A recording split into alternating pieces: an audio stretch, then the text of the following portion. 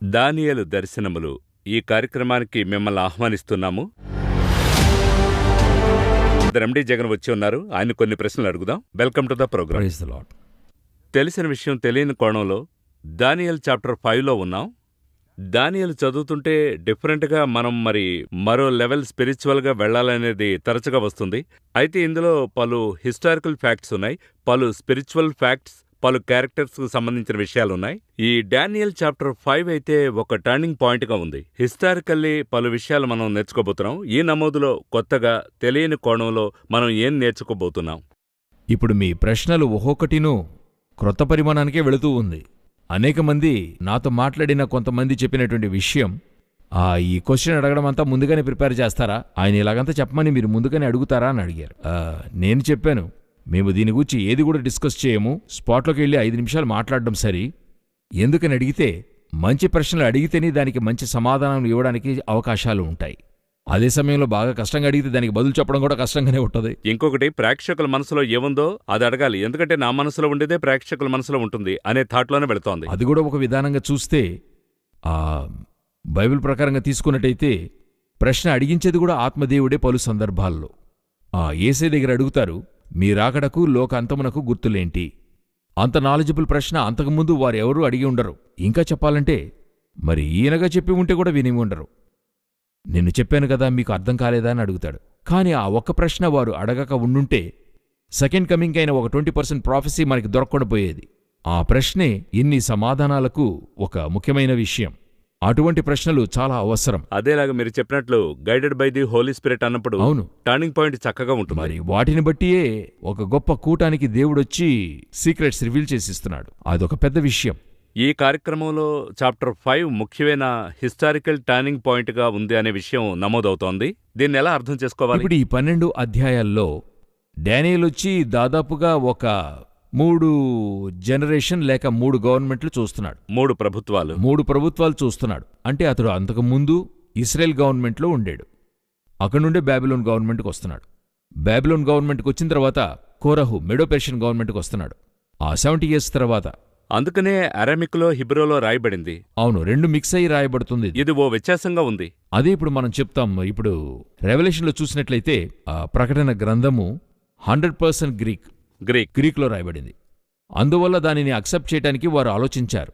ఇది చూసినట్లయితే Hebrew Aramaic అన్నది హీబ్రూలో వచ్చే మరొక అంతర్గత లాంగ్వేజ్ అనుకోండి. అరామిక్లోనూ మరి వ్యత్యాసాలున్నాయి. అందులో ఇదొకటి. అందులో ఇతను మెడో పర్షియన్ గవర్నమెంట్ని దాటి గ్రీక్ గవర్నమెంట్ వచ్చేంతవరకు కూడా ఇతను చూస్తున్నాడు. ఆ ఒక్క రేంజ్లో ఇది ఎంతో ఒక గొప్ప స్ట్రెచ్. ఈయన చెప్తున్నాడు, 10వ అధ్యాయానికి వచ్చినప్పుడు మనం ధ్యానించవచ్చు. అక్కడ చెప్తున్నాడు, ఈనాటితో ఈ యొక్క మెడో పెర్షియన్ గవర్నమెంట్ ముగిసిందంటాడు. 5th చాప్టర్తో బాబిలోన్ గవర్నమెంట్ ముగిస్తుంది. అలా చూసినట్లయితే దాదాపు 3 ప్రభుత్వాల దగ్గర ఆయన పనిచేశాడు. దేవుడు ఎలా చేస్తున్నాడు? పాత నిబంధన మట్టుకైతే దీర్ఘాయుస్ అన్నది వచ్చి ఒక గొప్ప విషయం. అది దేవుడే ఇచ్చేటువంటిది. అందులోనూ ఇటువంటి ఒక దీర్ఘమైన బ్లెస్సెడ్ఫుల్ లైఫ్ అనేది వచ్చి దేవుడు చేసేది. అది వచ్చి డానియల్కి అది పరిపూర్ణం. అవును, అందులోనూ డానియల్ మనం ముందుగానే మాట్లాడాము, ఆయన పడిన పాటల రిజల్టును రివార్డు, అది సాక్రిఫైస్ వల్ల వచ్చిన రివార్డ్. మీరు ఈ యాంగిల్లో చూసినట్లయితే మీరు ఇంకా అనేక గొప్పగా చూడొచ్చు. బాబిలోనియన్ కల్చర్ వేరే, బాబిలోనియన్ చట్టాలు వేరే, బాబిలోని యొక్క రాజుల మైండ్ సెట్ వేరే. అట్లే ఆపోజిట్గా మెడో పెర్షియన్ గవర్నమెంట్ వస్తుంది. అలాగే reverse మెడో Persian government mind set వేరే. అందులో 2 రాజులు ఉన్నారు, మాదీయులున్నారు, పారసీకులున్నారు. మేడియన్స్కి పర్షియన్స్కి అనేక డిఫరెన్సెస్ ఉన్నాయి. డారియస్ 1, 2, 3 వీరందరూ కూడా చూసినట్లయితే మేదియన్స్. పర్షియన్స్ ఎవరని అడిగితే కోరేషు, వీరందరూ పర్షియన్స్. ఈయన దాదాపుగా డారియస్ 3 వరకు ఉండాడు. ఆ కాలఘట్టం వరకు ఇతడు ఉండాడు. అహశ్వరేషు, అతహస్త, దరిదాపుల ఇటువంటి రాజుల కాలం వరకు కూడా ఇతను ఉండాడు. ఇది ఒక గొప్ప ఛాలెంజింగ్గా ఉంటుంది. అంటే కొంతమంది అధికారులు ఒక గవర్నమెంట్ వెళ్ళి మరొక గవర్నమెంట్ వచ్చేప్పుడు మార్చేస్తారు, అన్నిటినీ ట్రాన్స్ఫర్ చేస్తారు, మారుతారు. ఎందుకంటే వీరికి వారికి పొత్తు కుదరదు. వీరు గత గవర్నమెంట్లో వారి యొక్క మైండ్ సెట్తో ఉన్నవారు మన మైండ్ సెట్కి సరిరారు. ఒకరు లేక కొంతమందిని మాత్రం చూసినట్లయితే అన్ని గవర్నమెంట్లోనూ ఉంటారు, వారు చీఫ్ పోస్ట్లో ఉంటారు. ఆ విధంగా ఇతను 3 గవర్నమెంట్లకి ఉంటాడు. అది 6వ అధ్యాయం చివరి వచనాన్ని చదివినట్లయితే డానియేలు యొక్క ఒక ముఖ్యమైన ప్లస్ పాయింట్గా అక్కడ వాక్యం ఏం చెప్పి ముగించబడుతుందంటే, దర్యావేషు ప్రభుత్వ కాలమందు 6th చాప్టర్ లాస్ట్ వర్స్. ఈ దానియేలు దర్యావేషు ప్రభుత్వ కాలమందును పారసీకుడగు కోరేషు ప్రభుత్వ కాలమందును వర్ధిల్లెను. ఏ గవర్నమెంట్ ఏ వచ్చినా సరే. గవర్నమెంట్ అయినా డారియస్ అండ్ పర్షియన్స్ ఇద్దరికిని చెప్తున్నాడు. ఇది కాక ఇతడు బాబిలోన్లో ఉండాడు. బాబిలోన్లోనూ సాధారణంగా లేడు. ఇతనొచ్చి రాజు యొక్క గేట్లో ఉండాడు, కింగ్స్ గేట్లో ముఖ్యమైన ఉండాడు. పొజిషన్లో ఉన్నాడు. అప్పుడు ఇదొచ్చి ఎంత ఒక గొప్ప బ్లెస్సింగ్ చూడండి. వరల్డ్ బ్లెస్సింగ్ నేను చెప్తున్నా. అదే సమయంలో స్పిరిచువల్గాను మనం చూడగలుగుతున్నాం. 3 గవర్నమెంట్ల దగ్గర ఒక వ్యక్తి వల్ల మోర్ దెన్ 100 yearsగా పని చేయగలిగాడు. ఎందుకంటే బాబిలోనియన్ గవర్నమెంట్లోనే 70 years ఉండాడు అతను. ఇప్పుడు ఒక ఉదాహరణకు ఇతడు వచ్చేప్పుడు ఒక 20 ఏళ్ళు యువకుడని చెప్పి ఇక్కడ రాయబడి ఉంది. యువకుడిగా ఒక వస్తున్నాడు. 15 నుండి 20 సంవత్సరాలు అనుకోండి, జస్ట్ ఒక అప్రాక్సిమేట్గా. తర్వాత 70 years బాబిలోనియన్ గవర్నమెంట్లో ఉండాడు, అప్పటికి 90. మెడో పెర్షియన్ గవర్నమెంట్ వచ్చినప్పుడు 90లోనే ఆరంభిస్తున్నాడు వారి దగ్గర. అలాగైతే అక్కడ ఎన్ని సంవత్సరాలు ఉండి ఉంటాడు? దర్యావేషు దగ్గర ఉంటున్నాడు, కోరహు దగ్గర ఉంటున్నాడు. అయితే ఇలా చెప్పొచ్చా, ఎన్నేళ్లు బ్రతుకుతామనేది ముఖ్యం కాదు, మనం ఎవరితో జీవిస్తున్నామనేది ఒక టర్నింగ్ పాయింట్గా ఉంది. ఎంతో కొంతమంది ఈరోజు వాళ్ళు చెప్తున్నా, కొంతమంది రాజకీయ నాయకుల నేను వారి హిస్టరీ చదివినప్పుడు కనుగొన్నాను. ఒక దీర్ఘకాలము వారొచ్చి రాజకీయం చేశారు. ఆ లాంగ్ ఇయర్స్లో చూసినట్లయితే డిఫరెంట్ మైండ్ సెట్స్ ఆఫ్ పీపుల్ని ఆయన క్రాస్ చేసి వచ్చి ఉన్నాడు. మరి కాలక్రమేణా కాలములు దాటొచ్చారు. ఒక ఉదాహరణ కనుకోండి, స్వాతంత్ర్యం వచ్చినప్పుడు ఒక టెక్నాలజీ లేని కాలంలో, ఆ తర్వాత క్రమేణా టెక్నాలజీ డెవలప్ అవడానికి, ఆ తర్వాత ట్విట్టర్, ఫేస్బుక్ కాలానికి, ఈ విధంగా అన్ని కాలాల్లోనూ రాజ్యభారంలో ఉన్నవారు కొంతమంది మాత్రమే. ఆ మైండ్ సెట్, అటువంటి వ్యక్తే డానియేల్. 2500 సంవత్సరాల క్రితమే దాదాపు ఒక 100 సంవత్సరాలకు ఉన్నాడు. ఎంత రిచ్ ఎక్స్పీరియన్స్ ఉంటుంది. ఎలా ఉండుంటుందో చూడండి. కింగ్ దగ్గర ఉండాడంటే అతని సీక్రెట్స్. ఇంకొక విషయం, మరొక గవర్నమెంట్ వచ్చి పట్టుకునేప్పుడు గత గవర్నమెంట్ సీక్రెట్ని పొందడానికి వీరిని అరెస్ట్ కూడా చేస్తారు. అవన్నీ జరగడానికి అవకాశాలు ఉన్నాయి. వచ్చిన ఆ గవర్నమెంట్ వీరిని టేక్ ఓవర్ చేయబోతుంది. ఇప్పుడు మనలాగా కాదు, ఎలక్షన్లో టేక్ ఓవర్ చేయలేదు. ఆ కాలంలో రాజును పట్టుకుంటారు. పట్టుకున్నప్పుడు డానియేల్ని ఏం చేయాలి? వెంటనే ఏదో ఒకటి చేయాలి. రాజుతోనే ఉన్నవాడు ఈ వ్యక్తిని పట్టుకోవడం అనేది చెప్పాలి. ఇదే విధంగా ఇర్మియాకి జరుగుతుంది. ఇర్మియా రాజుకి ప్రాఫెసీ చెప్పినవాడు. అయితే బాబిలోనియన్ గవర్నమెంట్ పట్టుకునేప్పుడు ఇర్మియాకంటూ వేరుగా ఒక ఇది సెపరేట్ చేసి ఇస్తారు. అదే దేవుడు చేసేటువంటిది. మనకెదురైన విరోధులు వస్తున్నారు, అయినా దానికి మధ్యలో ఒక కాపుదల దేవుడు వీరికి మరి కలుగు చేశాడు. ఈ విధంగా అందరికీ జరగదు, ఒకరిద్దరు మాత్రమే అలాగా. దానికో సాక్రిఫైస్ చేయాలి. దానికొక సాక్రిఫైస్ ఉంది. రెండవది, ఇతను అవలంబిస్తున్నాడు. ఇప్పుడు మన లాంగ్వేజ్లో మాట్లాడదాం. నాకున్న మైండ్ సెట్లో చెప్తున్నాను, ఎవరు కాదు, నా మైండ్ సెట్. ఒక పీరియడ్లో మేము క్రైస్ట్లోకి వచ్చిన క్రొత్తలో మాకు చెప్పబడిన విధానం ఎలాగంటే, కంప్యూటర్ ఒక పిశాచి, అది యూజ్ చేయకూడదు, చదవకూడదు, దాని దగ్గరికి వెళ్ళకూడదు, ఇటువంటి ఒక విధమైనటువంటి టీచింగ్ ఇవ్వబడింది. అప్పుడు అదొక, ఎందుకంటే ఫ్రెష్గా దేవునిలోనికి వచ్చాం. అప్పుడు అలా రాను రాను మనకొచ్చి ఈ కంప్యూటర్ వద్దు, ఇది ఒక పిశాచి, అలాగే టీవీ వద్దు, దగ్గరికి వెళ్ళకూడదు అనే ఒక థాట్ని కలుగజేశారు. అయితే దేవునిలో ఎదుగుతూ ఉండగా ఒక్కొక్క చేంజ్ వచ్చినప్పుడు ఆయా చేంజ్ని నీవు యాక్సెప్ట్ చేయి, అది అక్సెప్ట్ చేసి దానితో నువ్వు దేవునికి ఏం చేయగలవు అనేటువంటి మైండ్ సెట్ని దేవుడు ఇవ్వని ఆరంభించాడు. దానికి ఒక మంచి ఉదాహరణ దేవుడు చెప్పాడు. అదేంటంటే, ఈ బైబిల్ ఉంది. ఇది ఆరంభములో దేవుడు రాతి మీద రాసిచ్చాడు, రాతి పలకల మీద రాసిచ్చాడు మోసెస్కి. తర్వాత చర్మపు చుట్టల్లో వచ్చింది స్క్రోల్స్. తర్వాత కాగితపు చుట్టలని మరి ఈ ఆకులపై రాసేట్టుగా వచ్చింది. ఇప్పుడు మనకి ప్రింటెడ్ వర్షన్ దాటి ఇప్పుడు మనం డిజిటల్ వర్షన్కి వెళ్ళిపోయాం. మొబైల్ ఫోన్ లాంటివి. ఈ యొక్క చేంజెస్ని యూ మస్ట్ అక్సెప్ట్. లేదు, నేను యాక్సెప్ట్ చేయను, నేను చర్మపు చుట్టలే చదువుతాను, అదే పవిత్రమని భావిస్తే ఈ జనరేషన్లో మీరు నిష్ఫలమైపోతారు. ఈ జనరేషన్కి మినిస్ట్రీ చేసి ఇతన్ని కాపాడాలంటే ఈ మార్పును మీరు అక్సెప్ట్ చేయవలసిందిగా ఉంటుంది. అలా అక్సెప్ట్ చేస్తే మాత్రం ఈ జనరేషన్కి మీరు మినిస్ట్రీ చేయగలరు. ఇది అన్నిటికీ సెట్ అవుతుంది. ఇప్పుడు మీరే, మీ యొక్క ఎక్స్పీరియన్స్ అధికం. మీరు దూరదర్శన్ కాలం నుండే మీరు ఉన్నారు. ఈ కాలంలో ఉన్నటువంటి సెటప్ బాక్సు, డిటిహెచ్, ఓటీటీ నేను యాక్సెప్ట్ చేయనంటే ఎలాగుంటుంది? అంతటితో కనబడకుండా పోతాం. కరెక్ట్. రీసెంట్గా ఒక బైబిల్ టీచర్ వారి బోధన అందించేప్పుడు వారు చెప్పారు, నాకది ఐ ఓపెనింగ్గా ఉండింది. వారు చెప్పారు, పాల్ ఈరోజు మినిస్ట్రీ చేస్తే మీడియాని యూజ్ చేస్తాడా లేదా? ఖచ్చితంగా చేస్తాడు. అదే పాల్ యొక్క సక్సెస్. అవును, బై ఆల్ మీన్స్. ఆయనకేమేమి లభిస్తుందో. అయితే ఏంటొక విషయం, మరి రాతిపై రాసిన కాలం కానివ్వండి, మరి చుట్టలపై రాసిన కాలం కానివ్వండి, పేపర్ ప్రింటింగ్ కాలం కానివ్వండి, డిజిటల్ కానివ్వండి, వాక్యం మారదు. వర్డ్ ఫ్రెష్గా ఉంది. వర్డ్ ఫ్రెష్గా ఉంది. మన స్పిరిచువాలిటీ మారదు. మోడ్ ఆఫ్ కమ్యూనికేషనే మారుతుంది గాని మన యొక్క సోర్స్ మారనే మారదు. ఈ గ్రహింపు కావాలి. ఇక్కడెక్కడ సమస్య వస్తుందని అడిగితే, ఈ మోడ్ ఆఫ్ కమ్యూనికేషన్ మారుతున్నప్పుడు స్పిరిచువాలిటీ వారికి మారుతుంది.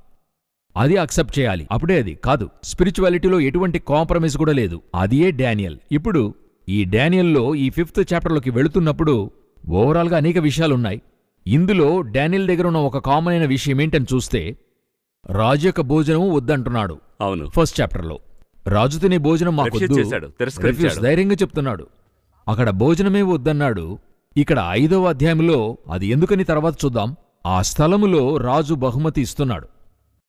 17వ వచనం 5:17లో చెప్తున్నాడు, అందుకు దానియేలు ఇట్లనెను, నీ దానములు నీ యొద్ద నుంచుకొనుము, నీ బహుమానములు మరి ఎవనికైనా నిమ్ము. అదేమంటే ఇది రాజు వద్ద మాట్లాడినట్టుగా లేదు. ఎంత గొప్ప! రాజు ఇచ్చే దానము మరి బహుమానము సాధారణమైంది కాదు. ముందుగా రాజు చెప్పేది అంతకంటే కూడా గొప్పది. రాజు చెప్తున్నాడు, నేను 2nd ప్లేస్లో ఉన్నాను, నువ్వు 3rd ప్లేస్లో ఉండ అంటున్నాడు. ఎటువంటి ఒక పోస్టింగో చూడండి. ఒక మహా గొప్ప సామ్రాజ్యము, అగ్రరాజ్యం యొక్క ఆ 3rd పొజిషన్ అతనికి లభిస్తుంది. అలా విసిరేస్తున్నాడంతే. అది ఇంకెవరికైనా ఇవ్వండి, నాకు అవసరం లేదని చెప్పి. అప్పుడు కాలం మారుతుంది. బాబిలోన్ గవర్నమెంట్ ఆరంభంలో ఇతను వస్తున్నాడు. ఫస్ట్ డే వస్తున్నాడు. లాస్ట్ డే ఇది సంభవం. ఈ 5th చాప్టర్ లాస్ట్ డే సంభవం. అక్కడ ఆహారంను గూర్చినది ఫస్ట్ డే సంభవం. లోనికి తెచ్చిన వెంటనే ఆయనకి ఆహారం పెడుతున్నాడు, వద్దంటున్నాడు. దాదాపుగా ఈ రెండిటికి మధ్యలో 70 ఇయర్స్. 70 ఇయర్స్లో అనేక చేంజెస్ ఉన్నాయి. కింగ్స్ మారి ఉన్నారు, కాలములు మారున్నాయి. ఆ బాబిలోన్ యొక్క స్పిరిచువాలిటీ మారింది. నెబుకద్నెజర్ వలె బెల్షస్సర్ లేడు, ఇతను మరొక విధంగా ఉన్నాడు. ఇంతటికి మధ్యలో డానియేల్ యొక్క స్పిరిచువాలిటీ మారనే లేదు. స్టాండర్డ్ అలాగే ఉంది. అదే స్టాండర్డ్. ఇంకా చెప్పాలంటే ఎక్కువగా ఉంది, ఇంకా అధికమవుతుంది. ఆ రోజు ఆహారం వద్దన్నవాడు ఈ రోజు రాజ్యం వద్దంటున్నాడు. ఇటువంటి స్పిరిచువల్ మెంటాలిటీ మారకూడదంటున్నాను. వృద్ధి చెందుతూ వెళ్ళాలి. ఇదే రిస్క్ ఫ్యాక్టర్. పెరిగిపోతుంటే ఎక్కడైనా స్లిప్ అవుతామేమోనని మనం కాంప్రమైజ్ అవడానికి చూస్తాం. ఈ లెవెల్కి నేను వస్తున్నప్పుడు దీనికైనా ఒక వెలను నేను చెల్లించాలే గాని దానికి నన్ను కాంప్రమైజ్ చేసుకోకూడదు. ఇప్పుడు ఒక పీరియడ్లో నేను పైకి వస్తున్నప్పుడు, నేను చిన్న వయసులో ఏదైతే వద్దని చెప్పానో ఇతని ఆహారం వద్దన్నందుకు విషయం ఉంది. అటువంటి ఒక కార్యమే ఇక్కడ వద్దంటున్నాడు. అయితే ఇక్కడ వద్దన్నది ఇక్కడ వద్దని చెప్పను. ఇప్పుడు మనకున్న స్పిరిచువాలిటీలో వస్తే ఏమవుతుంది? వస్తే ఏంటి, మనం కొంత అడ్జస్ట్ చేసుకుని ముందుకు వెళ్ళాలి గాని కొంత ఫ్లెక్సిబుల్గా ఉండాలి. ఫ్లెక్సిబుల్ కాకపోతే ఇది సరిరాదంటారు. దేనికి ఫ్లెక్సిబుల్గా ఉండాలో దానికే ఫ్లెక్సిబుల్గా ఉండాలి. మరి పౌలు చెప్తాడు, నేను అందరికీ స్వతంత్రుడనే నేనే దాసునిగా చేసుకుంటుని.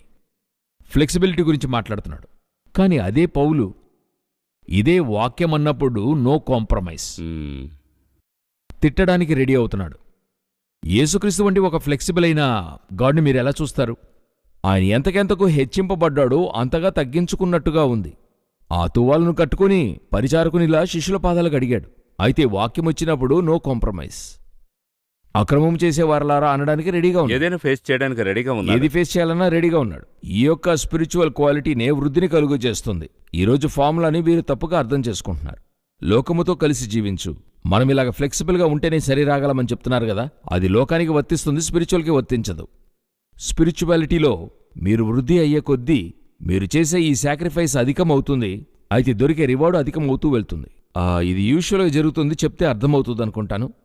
ఒక పీరియడ్లో మీరు కష్టపడుతున్నప్పుడు ప్రజలొచ్చి దశమభాగములు 1500 ఇచ్చే దగ్గర ఎంతో సంతోషంగా ఇస్తారు.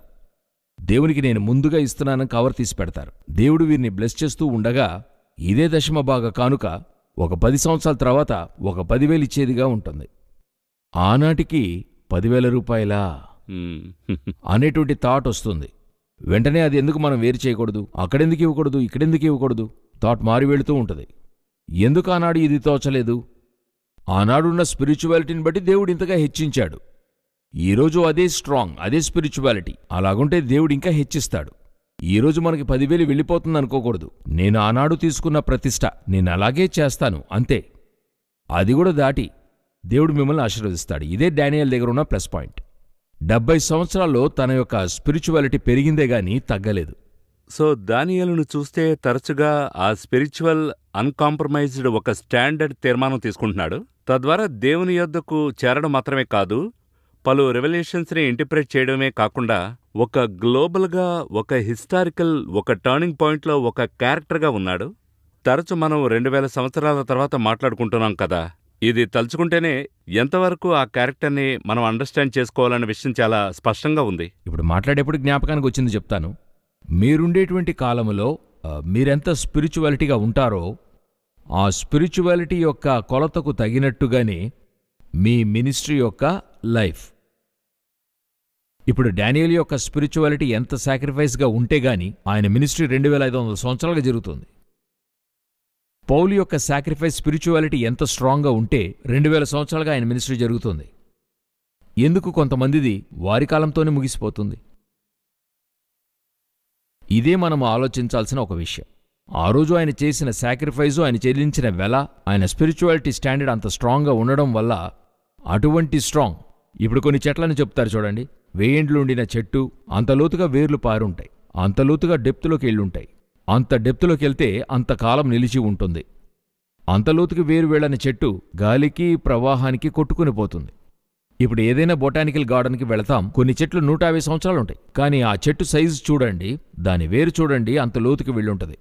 అది స్పిరిచువాలిటీకి అట్లే మ్యాచ్ అయి ఉంటుంది. అలాగే డానియేల్ దగ్గర ఉండేటువంటి ఒక పెద్ద ప్లస్ పాయింట్. ఒక చిన్న బ్రేక్ తీసుకుందాం. బ్రేక్ తర్వాత మనం డానియేల్ చాప్టర్ 5లో మనం వెళుతున్నాం. ఈ చాప్టర్ని మనం పలు యాంగిల్లో చూడొచ్చు. ఇన్ఫ్యాక్ట్ చాప్టర్ 4ని చూస్తే ద ఓన్లీ చాప్టర్ మీరు గత నమోదులో నమోదు చేశారు. మరి దేవుని తెలుసుకొని ఒక రాజా రాసే ఒక మ్యాటర్ అయినా రాసినప్పటికీ దాదాపుగా ఒక అపోస్తలుడిగా రాస్తున్నాడు. అది అనుకుంటేనే చాలా వ్యత్యాసంగా ఉంది. కానీ ఇక్కడ ఒక జనరేషన్ తర్వాత మరో జనరేషన్ మారడం చూస్తున్నాము. సహజంగా ఒక జనరేషన్ టు మరో జనరేషన్కి మారుతున్నప్పుడు చాలా విషయాలు పైకి వెళతాయి, అలాగే కిందికి వెళతాయి. అయితే ఇక్కడ మనం ఎలా అర్థం చేసుకోవాలి? ఒక మ్యాటర్ దేవుని వద్ద తీసుకుని ఒక రాజు నమోదు చేసే మ్యాటర్ నమోదు అవుతుంది. అయితే ఇప్పుడు చూస్తే నెబుకద్నెజర్ కుమారుడు వచ్చే కాలం ఇది. అదేవిధంగా సాల్మన్ ఒక గొప్ప బ్రహ్మాండమైన రాజు, ఆ తర్వాత తన కుమారుడు వస్తున్నాడు, దానికి పైగా తీసుకుని వెళ్ళాలి. ఎలీజాకి ఎలీషా ఉండే కాలంలో ఇలాంటి ఒక ట్రాన్స్ఫర్ ఆఫ్ నెక్స్ట్ లెవెల్ అని వస్తున్నప్పుడు అనేక చోట్ల కిందికి పోతోంది, పైకి రానంటోంది. దీన్నెలా మనం అర్థం చేసుకోవాలి? ఒక ఫ్లోలో మంచి కంపారిజన్ తీసుకునొచ్చారు. అంటే డేవిడ్కి సొలొమోనుకి, ఎలైజా ఎలీషాకి, దావీదుకి సొలొమోనుకి అట్లే డేవిడ్ నుండి 50%. ఎందుకు చాలా వరకు సొలొమోను క్రిందపడి ఉంటాడు. అయితే ఏలియా కంటే ఎలీషా 2 అంతల పైకెళ్ళుంటాడు. అప్పుడు ఈ 2 కంపారిజను ఇదొచ్చి ఇది చెప్పాలంటే ఒక స్పిరిచువల్ మెసేజ్ ఇచ్చేయచ్చు ఈ రోజు అంతటికి. ఆ విధంగా ఈ ఇద్దరికి మధ్య కంపారిజన్. ఎందుకు ఈయన 2 అంతల పైకెళ్ళాడు, ఈయన ఈ విధంగా ఉండాడు? ఇప్పుడు వీరి యొక్క స్పెషాలిటీ సరి, అది మన వీక్షకులు వారే అది ధ్యానించుకొనివ్వండి. ఇప్పుడు మనం దానిలోకి వచ్చేద్దాం. నెబుకద్నెజర్ను బెల్షస్సర్ను చూద్దాం. బెల్షస్సర్ ఇప్పుడు ఇంతవరకు దానియేలు యొక్క క్వాలిటీని చూసాం కదా. ఇప్పుడు నేను ఇంత స్పిరిచువల్ క్వాలిటీగా ఉండాలంటే నాకు ముందున్నటువంటి కింగు ఎటువంటి వాడిగా ఉండాలి? ఇతను ఎటువంటి ఒక కింగ్ని చూసుంటాడు? నెబుకద్నెజరు ఆరంభం నుండే ఒక గాడ్ ఫీరింగ్ ఉన్న మనిషి. ఆయన ఏ గాడ్కి ఫేర్ అవుతున్నాడన్నది రెండవది. ఫస్ట్ అతని దేవునికి అతను భయము కలిగినవాడిగా, భయభక్తులు కలిగినవాడిగా ఉండాడు.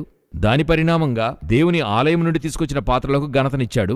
తర్వాత 2వ అధ్యాయంలో దానియేలు బయలుబాటు చూసిన తర్వాత మన దేవుణ్ణి ఆయన ప్రేస్ చేస్తూ ఉన్నాడు. 3వది ఒక కింగ్గా ఆయన వచ్చి స్వయంగా యోచించి అక్కడ మనసు మార్చుకుంటున్నాడు. 4లో ఒక పత్రికనే రాశాడు. ఎటువంటి వాడైనా ఒక స్పిరిచువల్ కింగ్ అతను, ఒక స్పిరిచువాలిటీ గుణాతిశయం కలిగిన రాజు. దేవుడు అండర్స్టాండ్ చేసుకుని ఆయనే ఒక పత్రిక రాసి వెళ్ళిపోయాడు. సో తర్వాత వచ్చేటువంటి కింగు సామాన్యంగా చెప్తారు, ముందున్న గవర్నమెంట్ ఏం చేసింది, ముందున్న రాజు ఏం చేశాడు, అది చూసి అంతకంటే నేను బాగు చేయాలన్నదే అవుతుంది అందరూ అనుకుంటారు. అప్పుడు బెల్షస్సర్ యొక్క మనసు ఎలాగుండుంటది? ఒక విషయం నుండి మనం చూద్దాం. ఇప్పుడు నెబుకద్నెజర్తో దేవుడు మాట్లాడిన విధాన్ని చూడండి. డ్రీమ్స్, అవునా? అయితే బెల్షస్సర్తో మాట్లాడిన విధం అది కాదు. బెల్షస్సర్తో డైరెక్ట్గా మాట్లాడుతున్నాడు. ఒక వ్రేలొచ్చి రాసింది, ఆ వాక్యంలో అలాగుంది చూడండి. ఆ వాక్యము 5వ అధ్యాయం 5వ వచనం. ఆ గడియలోనే మానవ హస్తపు వ్రేళ్లు కనబడి దీపము దగ్గర రాజు యొక్క నగరు గోడ పూత మీద ఏదో ఒక రాత రాయిచున్నట్లుండెను.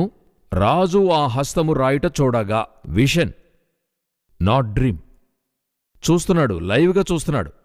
ఏం చూస్తున్నాడంటే మానవ హస్తపు వ్రేళ్లు. ఇది ఎలాగుందో చూడండి. అప్పుడు అతని ముఖము వికారమాయెను. వణకాడని వాక్యం చెప్తుంది. అతని ముఖం వికారమైంది. భయపడ్డాడు. అది చూసిన అధికారులు విస్మయం ముందారట. అటు తర్వాత వాక్యంలో 9వ వచనం చూడండి. 5:9 అందుకు రాజగు బెల్షస్సరు మిగుల భయక్రాంతుడై తన అధిపతులు విస్మయముందునట్లుగా ముఖ వికారముగలవాడాయెను. They were shocked. ఏంటిలాగ ఒకటి జరుగుతుంది, లైవ్గా జరుగుతుంది, ఒక చెయ్యి రాస్తుంది. ఈరోజు మీరు సీజీలో కూడా ఇది చేయడం అంత పర్ఫెక్ట్గా కుదరదు. ఇప్పుడే అది చేస్తూ ఉన్నారు. ఒక 30-40 సంవత్సరాల క్రితం సీజీలో ఇవన్నీ చేయలేం, గ్రాఫిక్స్లో ఇవన్నీ చేయలేం. ఎంత చక్కగా ఒక వ్రేలొచ్చి ఒట్టి వ్రేలు మాత్రం రాస్తుంది. ఈ వ్రేలు ఎవరిది ఏంటన్నది వేరే విధంగా ధ్యానించొచ్చు అనుకోండి. అయితే ఇతనితో దేవుడు ఎందుకు ఇలా మాట్లాడుతున్నాడు? దేవుడు ఒక్కొక్కరితో ఒక్కొక్క విధంగా మాట్లాడుతున్నాడు. ఇప్పుడు మేరీ మదర్తో మాట్లాడేప్పుడు దేవుడు ఎలా మాట్లాడి ఉన్నాడంటే డైరెక్ట్గా ఒక దూత వచ్చి మాట్లాడుతున్నాడు. అదే యోసేపుతో యేసు పుట్టుకను గూర్చి డ్రీంలో మాట్లాడుతున్నాడు. బిలాముతో మాట్లాడేప్పుడు గాడిదతో మాట్లాడుతున్నాడు. ఈ పరిస్థితి చాలా వ్యత్యాసంగా ఉంది. వీరున్నటువంటి ఇప్పుడున్న సిచ్యువేషన్ ఒక సిచ్యువేషన్లో ఈ ఒక కాన్సెప్ట్ వస్తుంది. ఎందుకు ఇలాగ మాట్లాడుతున్నాడు అని అడిగితే, ఒక హిస్టారికల్గా ఒక ఈ ఆర్కియాలజీలో ఏం చెప్తున్నారని అడిగినట్లయితే, నెబుకద్నెజర్ ఒక శిలను ఆరాధించేవాడుగా ఉన్నాడు కాబట్టి దేవుడు అతనితో శిల రూపంలో మాట్లాడాడు. కాన్సెప్ట్ అదే బాబిలోన్లో పలు విధాలైన, ఇక్కడే మీరు చూసినట్లయితే అతను ఎవరెవరిని రమ్మన్నాడు చూడండి. గారడి విద్య గలవారిని, కల్దీయులను, జ్యోతిషులను పిలవనప్పుడని ఆతురముగా ఆజ్ఞ ఇచ్చాడు. జ్యోతిష్యులు, కల్దీయులు. కల్దీయులంటే చాల్డియన్స్. చాల్డియన్స్ అంటే సంఖ్యను బట్టి చూసేవారు ఉంటారు కదండి, అటువంటి వారు చాల్డియన్స్. అలాగే గారడి విద్య గలవారు. ఇలాగా పలు విధాలైన మనుషులను పెట్టుకున్నాడు. అందులో ఒక టైప్ ఏం చెప్తున్నారు, ఆర్కియాలజీలో ఉంది. ఒక టైప్ వారు ఏం చెప్తున్నారంటే, ఊరికి మధ్యలో ఒక పెద్ద వాల్ కట్టి ఉంటారంట. ఆ వాల్లో ఏం చేస్తారంటే, మేక యొక్క రక్తము లేక దూడ యొక్క రక్తము ఏదైనా కలిపి వారు గోడపైన వేస్తారట. ఆ యొక్క ప్రత్యేకమైన యాజకుడొచ్చి, వారి ఊర్లో యాజకులని చెప్తారు, అది తీసుకుని ఏం చేస్తారు, పోస్తారట. పోసిన వెంటనే ఇప్పుడు మీరు చూడండి, గోడపైన నీళ్లు వేసిన తర్వాత అందులో ఒక ఇమేజ్ వస్తుంది చూసారా, తడిలో ఒక ఇమేజ్, అది పెట్టుకుని గురి చెప్తారట. వారికి అదొచ్చే ఒక మెథడ్. అది నమ్మేటువంటి వాడిగా ఉన్నాడు ఇతడు. ఆ గోడపైన అలాగా కనపడేదాన్ని చూసి చెప్పేవారే వారు. దేన్ని ఇతడు బిలీవ్ చేస్తున్నాడు, ఈయన బిలీవ్ చేస్తాడు. సో ఈయన అది నమ్మి దాన్ని అక్సెప్ట్ చేసేటువంటి వాడు. ఇతని దగ్గర అలా మాట్లాడితేనే అతను నమ్ముతాడు. అది దేవుడు తన స్థితికి దిగొచ్చి చెప్తున్నాడు చూడండి. అదే మరి డేవిడ్ చెప్పేలాగా, నాకు అర్థమయ్యేలాగా వచ్చి మాట్లాడుతున్నారు దేవా అంటున్నాడు. అదెంత గొప్ప విషయం. మనం దేవుడు మాట్లాడలేదని చెప్తూ ఉన్నాం. దేవుడు మనతో మాట్లాడటానికి 1000 దారులు ఉన్నాయి. ఎలా అనుకున్నా మాట్లాడతాడు. సౌండే లేకుండా మనకి గుర్తులతో దాని అర్థాన్ని తెలియజేస్తాడు. ఇవన్నీ చూడండి, సౌండే ఉండదు. అలా చూసిన వెంటనే భయపడ్డాడని ఉంటుంది. ఇది వచ్చి అతనితో మాట్లాడే మెథడ్. సో ఇతనొచ్చి ఒక విధంగా దేవుణ్ణి వెదికేటువంటి ఒక మనిషి. ఇతనితో మాట్లాడే విధం ఇలా నెబుకద్నెజర్తో మాట్లాడే విషయం. అయితే నెబుకద్నెజర్కి ఆ గవర్నమెంట్ స్థిరపడటం, అతని గవర్నమెంట్ ఎలాగుంటుంది, ఎంత గొప్పగా ఉంటుంది అని చెప్పిన దేవుడు ఇతనితో నీ ప్రభుత్వం ముగింపునకొచ్చిందని చెప్తున్నాడు. వ్యత్యాసంగా ఉంది. వ్యత్యాసంగా ఉంటుంది. ఇతనికి జడ్జ్మెంట్, అతనికొచ్చి రెవల్యూషన్. అతని గవర్నమెంట్ ముగింపునకు వస్తుందని దేవుడు చెప్పలేదు. నీ తర్వాత మరొక గవర్నమెంట్ వస్తుంది, ఆ తర్వాత మరొక గవర్నమెంట్. నీవు వర్ధిల్లి ఉంటావు, ఆ బంగారుపు శిరస్సు నీవే, దేవుడు నీ రాజ్యాన్ని అంత గణపరుస్తాడు అని అతని భాగ్యాన్ని తెలియజేస్తున్నాడు. అయితే ఇతని దగ్గర జడ్జిమెంట్ చెప్తున్నాడు. ఇందులో మనం ఒక విషయాన్ని తెలుసుకోవాలి. దేవుడు ఆశీర్వాదాన్ని మాట్లాడతాడు, తీర్పును మాట్లాడతాడు. రెండిటినీ సమతుల్యంగా మాట్లాడే దేవుడే. మనం సామాన్యంగా ఏమనుకుంటామంటే, only blessing as a doctrine, blessing as preaching, అదే మనకుంది. ఎందుకు న్యాయ తీర్పును మాట్లాడాలి, ఎందుకు దాని గురించి మాట్లాడాలని అనేక మంది అనుకుంటున్నారు. ఎందుకు దాన్ని మాట్లాడాలి అని అడుగుతున్నారు. పరిశుద్ధాత్మ మాట్లాడుతున్నప్పుడే ఆయన పాపమును గుర్చి, నీతిని గుర్చి, తీర్పును గుర్చి ఒప్పుకొని చేయును. ఆయన మెసేజ్ 3 టైపులే. ఒకటి పాపము, నీతి, న్యాయ తీర్పు. ఇప్పుడు ఇతనితో మాట్లాడేది తీర్పు. అదే నెబుకద్నెజర్తో మాట్లాడేది రెవల్యూషన్. సో ఈ డిఫరెన్స్ అర్థం చేసుకోవాలి. పలు సమయాలలో దేవుడు మనతో మాట్లాడతాడు అనే మనస్థాయికి రావాలి. ఏదో ఒక విధంగా మీకు తెలియజేస్తాడు. మన పిల్లల్ని మనం కరెక్ట్ చేయడంలో మనకంటే కూడా దేవుడు ఎంతో కాన్షియస్గా ఉన్నాడు. ఇక్కడ అలాగే జరుగుతుంది. నెబుకద్నెజర్, ఇప్పుడు బెల్షస్సర్ అనేవాడు ఒక స్పిరిచువాలిటీలో దేవునికి అగెయిన్స్ట్ అయిన ఒక పర్సన్, జడ్జిమెంట్కి అయిన పర్సన్. ఆ కాలంలో డానియేల్ యొక్క స్పిరిచువాలిటీ మనం చూసాం. ఇతను అట్లే ఆపోజిట్, క్రూయల్. అంతకంటే ఘోరం ఏంటని అడిగితే అతని తండ్రి ఒక పాత్రకి ఇంపార్టెన్స్ ఇచ్చి తీసుకెళ్ళి ఎక్కడ పెడుతున్నాడంటే వాళ్ళ యొక్క మందిరంలో ఇందులో వారి ట్రెషర్లో ఉంచుతున్నాడు. అయితే ఇతను ఆ పాత్ర తెచ్చి ద్రాక్షారసం పోసి తాగుతున్నాడు. విలువే లేకుండా చేశాడు. గౌరవించకపోయినా అవమానిస్తున్నాడు. పలు సమయాల్లో జరిగిన సంభవం అది వీరికి ప్రయోజనంగా ఉంటుంది. ఒక గవర్నమెంట్లో నేను చెప్పేది ఒక 20 ఏళ్ల క్రితం జరిగింది. ఒక గవర్నమెంట్లో నేను చెప్పేది మిడిల్ ఈస్ట్లో. ఒక గవర్నమెంట్లో ఒక ఇదేలాగా డానియల్ లాగా ఒకరు దైవ సేవకుడు ఉండేడు. ఆ గవర్నమెంటు అతను దేవుని గురించి మాట్లాడుతున్నాడని చెప్పి అవమానించి అతన్ని అమెరికాకి పంపించేశారు. అమెరికాకి వెళ్ళిపోయాడు. అమెరికన్ సిటిజన్ అతను వెళ్ళిపోయాడు. అతన్ని ఎలా పంపించారంటే సామాన్యంగా మిడిల్ ఈస్ట్లో అమెరికన్స్కి ఒక మర్యాద ఉంటుంది. అమెరికన్ గవర్నమెంట్ని గౌరవిస్తారు. అయితే ఈయన్ని మాత్రం షర్ట్ విప్పతీసి బేర్ బాడీగా పంపించారు. ఆ ఎయిర్పోర్ట్లో అందరూ చూసి ఇది 30 సంవత్సరాల క్రితం జరిగింది, ఎంతో అవమానపడ్డాడు. ఆయన అక్కడికి వెళ్ళాడు, మినిస్టర్ చేయని ఆరంభించాడు. చివరిగా అక్కడ ఒక సంభవం జరిగింది. అందులో మిడిల్ ఈస్ట్కి తిరిగి ఒక క్రూనొచ్చి అమెరికన్ ప్రెసిడెంట్ పంపాడు. ఆ యొక్క క్రూవే ఆ దేశానికి వచ్చి ఫండ్ ఇచ్చేటువంటి వారు. సో ఆ క్రూనొచ్చి రాజే వచ్చి వెల్కమ్ చేస్తున్నాడు. కానీ ఆ క్రూకి హెడ్ ఎవరని అడిగితే వీరు అవమానం చేసి పంపిన మనిషి. దేవుడు హెచ్చించి ఆయన అక్కడ కూర్చోబెట్టాడు. ఇదే చెప్తున్నాను, క్రూయల్ రాజు కాలంలో కూడా మీరు స్పిరిచువాలిటీ కరెక్ట్గా మెయింటైన్ చేస్తే దేవుడి పైకి తీసుకొచ్చి కూర్చోబెడతాడు. అంతగా ఆనాడు 2500 సంవత్సరాల క్రితం జరిగింది. ఈనాడది చెప్పుకుంటున్నాం, ఆనాడు డానియల్ కాలంలో జరిగిన సంభవం. సో ఈ అవమానపరచడం అనేది ఒక స్పిరిట్. బెల్షస్సర్ ఎలా అవమానించాడో ఇప్పుడు కూడా చూస్తున్నాం. అయితే అది కూడా మించి ఆ కార్యాలు దృష్టించి దేవుడు తీర్పు తీర్చేవాడిగా ఉన్నాడు. సో ఇందులో వీరిద్దరిని గూర్చి మనం చూస్తున్నాం. ఇంకా రానున్న ఎపిసోడ్స్లో ఇందులో ఉన్నటువంటి హిస్టారికల్ ప్రూఫ్స్, ఫ్యాక్ట్స్, ఏమేమి జరిగింది, ఎందుకు పడింది అనే కార్యాలన్నింటినీ కూడా చూద్దాం. వందనాలు బ్రదర్ జగన్. చాప్టర్ 5 ఇప్పుడే టచ్ చేసినట్లుగా ఉంది. టైం షార్ట్గా ఉంది. తర్వాత కార్యక్రమంలో చాప్టర్ 5లో విడిచిపెట్టిన విషయాలు చూద్దాం. ఈ కార్యక్రమానికి మీరు వచ్చిన